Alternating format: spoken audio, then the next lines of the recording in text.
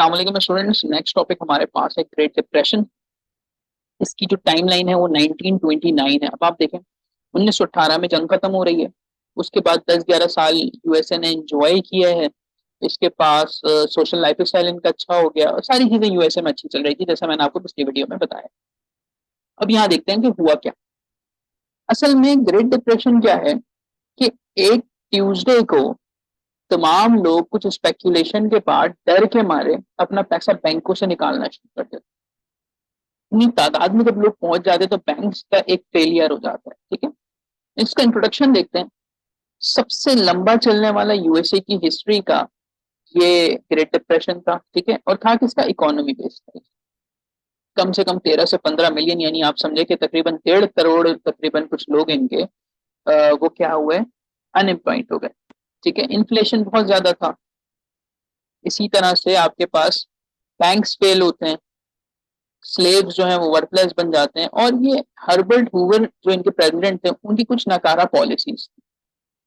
ठीक है, इसमें पहले हम देखते हैं कि सवाल बनता क्या है पेपर में। सवाल इसमें ये बनता है कि ग्रेट डिप्रेशन था क्या, हुआ क्यों और उसकी इम्पैक्ट क्या है। ठीक है, तो उसी हिसाब से हम देखेंगे। देखिए, सबसे पहले तो स्टॉक मार्केट क्रैश हो गई। स्टॉक मार्केट में कैसे क्रैश होती है कि 1920 टू 1929, इसको कहते हैं रोरिंग ट्वेंटीज।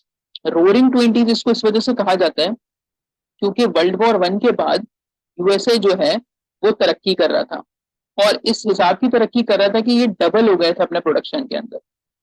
सही है। इसी तरह से वॉल स्ट्रीट जो इनकी न्यूयॉर्क में एक स्टॉक एक्सचेंज है पूरी, उसने स्पेकुलेट किया था कि जी आपके स्टॉक्स जो हैं वो हाई जाएंगे, पैसा बढ़ेगा। तो लोगों ने क्रेडिट उठाया बैंक से पैसा उठाया और वो लगा दिए स्टॉक्स कि भाई स्टॉक्स होगा, हम पैसा रिटर्न करेंगे और अमीर हो जाएंगे।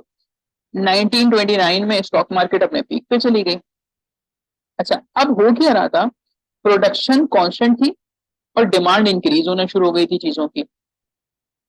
स्टॉक मार्केट ने जी ओवर वैल्यू कर दिया प्राइस को कि आज आप जी इसको 1 रुपए का खरीदें फिर ये 100 रुपए की बिकेगी। तो इस तरह से एक सारा सिलसिला स्टार्ट हुआ।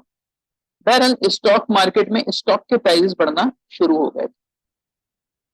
आगे देखें आगे क्या होता है जी। अब वो दिन आता है 24 अक्टूबर, ब्लैक थर्सडे आता है और ब्लैक ट्यूसडे आता है। इसमें लोगों ने अपने स्टॉक्स को बेचा ताकि इनको पैसे मिले। लेकिन आप देखें कि इतनी ज्यादा तादाद में जब लोगों ने स्टॉक बेचा तो मार्केट को सडनली लॉस हुआ और मार्केट नीचे गिर गई। और मार्केट नीचे कितना गिरी है कि $30 बिलियन का इनको लॉस होना शुरू हुआ। ठीक है, अनएम्प्लॉयमेंट बढ़ गई, इन्फ्लेशन आ गया। अब इसके बाद और क्या हो रहा है, जाहिर है जब बुराई आती है तो वो फिर चारों तरफ से आती है। अब बुराई में क्या आया कि यहाँ पे एक डस्ट बाउल आया। डस्ट बाउल है कि जी वो डस्ट की एक हवा चली और उससे सारा एग्रीकल्चर इनका तबाह हो गया। और फिर वहां के जो लोग थे जो एग्रीकल्चर करते थे उन्हें माइग्रेशन पे आना पड़ा, उन्हें माइग्रेशन करना पड़ी। तो हो क्या रहा था, यहाँ पे फ्लो चार्ट एक बना हुआ है आपके पास। पैसे नहीं थे, लोगों की स्पेंडिंग लो हुई। लोगों के पास पैसे नहीं थे तो भाई डिमांड लो होना शुरू हो गई। डिमांड लो होना शुरू हुई तो ऑपरेशंस क्या है उसको कम कर दिया गया। जब ऑपरेशंस कम किया तो बंदे ही नहीं चाहिए थे, तो अनएम्प्लॉयमेंट हो गई। और जब अनएम्प्लॉयमेंट हो गई तो लोगों के पास पैसा नहीं रहा। तो यहाँ से एक डेक्लाइन ऑफ यूएसए हम कह सकते हैं कि जी यूएसए की एक तारीख के अंदर एक डेक्लाइन आना शुरू हुआ। अच्छा, क्योंकि वर्ल्ड वॉर के टाइम पे यूरोप के अंदर सामान बहुत ज्यादा जा रहा था और सब कुछ हो रहा था, तो ये ना ओवर प्रोडक्शन करना शुरू हो गए थे। सही है, कॉस्ट ऑफ प्रोडक्शन भी इंक्रीज हो गई थी। इसके अलावा लैंड प्राइस कम हो गई थी। ये सारे कुछ फैक्टर्स बने इसके अंदर।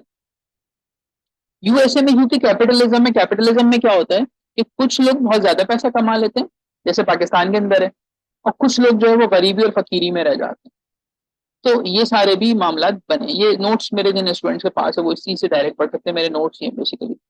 इनका बैंकिंग सिस्टम इतना कुछ खास नहीं था यूएसए का। और इसके अलावा जो पॉलिसीज थी हर्बर्ट हूवर की वो भी नाकारा साबित।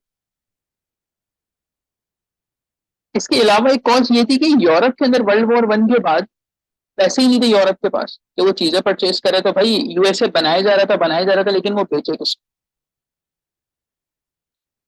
इसी तरह गोल्ड स्टैंडर्ड था, इकोनॉमिक फ्लॉज हुए, इन सब से इम्पैक्ट क्या आया? होमलेसनेस हो गई। जाहिर है जिन लोगों ने रेंट पे घर लिए, ठीक है, उनको घरों से निकाल दिया गया कि भाई जो लैंड ओनर था वो कह रहा था भाई आप हमारे पैसे वापस करो। लोगों के पास गुर्बती आ गई अचानक से। तो पहला ये मसला आ गया होमलेसनेस। दूसरा अनएम्प्लॉयमेंट। हूवर विलास क्या होते हैं आपके पास कि लोगों ने फिर कार्डबोर्ड से घर बनाए। अगर आप इसको गूगल करें ना हूवर विलास, तो लोगों ने कार्डबोर्ड से घर बनाए, कोई गत्ते से बना रहा है, कोई लकड़ी जिसको जो मिल रहा है मटेरियल स्क्रैप को उसने घर बनाए, और उनको नाम लिखा हूवर विलास, बिकॉज ये तो प्रेसिडेंट है इनके, प्रेसिडेंट का नाम, और भाई उन्होंने ये चीज इनको दी। स्टारवेशन हुई, बीमारियां होना शुरू हुई, क्योंकि यहाँ पे वॉशरूम का सिलसिला नहीं था कोई। लोगों की फैमिली लाइफ डिस्टर्ब हो गई। ठीक है, अब आप इम्पैक्ट्स में अपने हिसाब से देख लें भाई, जिस मुल्क के अंदर डिप्रेशन आएगा उसमें यही सब कुछ होगा।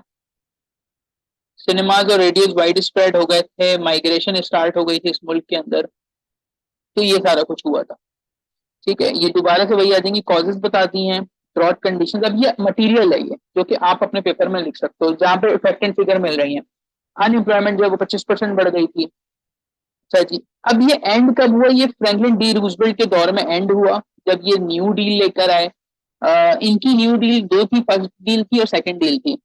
उसके अंदर इन्होंने क्या किया बच्चों, उसमें इन्होंने नई पॉलिसीज दी। Work process administration, national labour लेकर आई है, सोशल सिक्योरिटी एक्ट था, सोशल असिस्टेंस थी इनकी।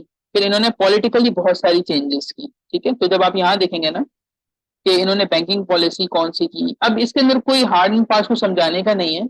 ये न्यू डील पॉलिसी, ये सब कुछ इसके अंदर लिखा हुआ है, क्या क्या प्रॉब्लम्स थी उनको, और इनके तो आप क्रिटिकल एनालिसिस भी पढ़ लीजिएगा कि इससे पॉजिटिव इम्पैक्ट क्या है और नेगेटिव इम्पैक्ट क्या है इन सारी चीजों पे। ठीक है, तो यहाँ तक आप लोग कर लीजिएगा मेरी स्लाइड्स में से। अब हम इसके बाद जो करेंगे वो है वर्ल्ड वॉर 2, और वर्ल्ड वॉर 2 के बाद कोल्ड वॉर का एरा है, और कोल्ड वॉर पे हमारा यूएसए हिस्ट्री खत्म हो जाएगा। उसके बाद सिर्फ करंट अफेयर्स बचेगा आपका। ठीक हो गया?